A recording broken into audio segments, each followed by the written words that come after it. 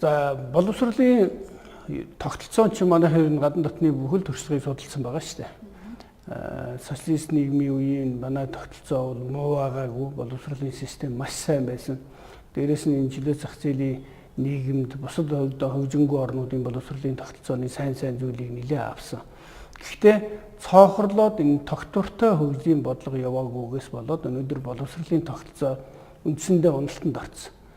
Боловсрол ямар байна гэхээр төр өөрөө тоо статистикийн төлөө хөөцөлдөг.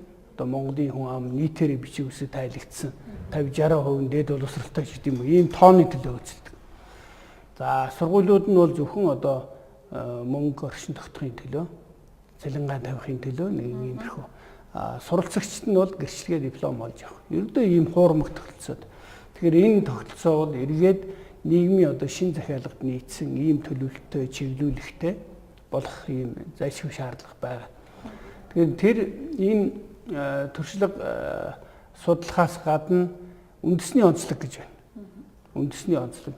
Манайх янз бүрийн юм хуулахаас илүү Монгол хүнийг бий болох, Монгол одоо сэтгхүүтэй, Монгол улс орноо гэсэн ийм одоо үндэсний үзэл санаатай, эх оронч, дээрэс нь маш өндөр ёс суртахуунтай дэлхийн мэдээлэл мэдлэгийг авч чадсан ийм одоо хүмүүсийг бий болгохын шаардлага байна шүү. Тэгэхээр Монгол тохиорсон тийм тусдаан бас мэдээж харь гаргийн юм шиг зохиомл биш боловч харьцангуй манай одоо хөрсөн дургуйж чадах ийм тогтолцоо байж болох юм аа гэд.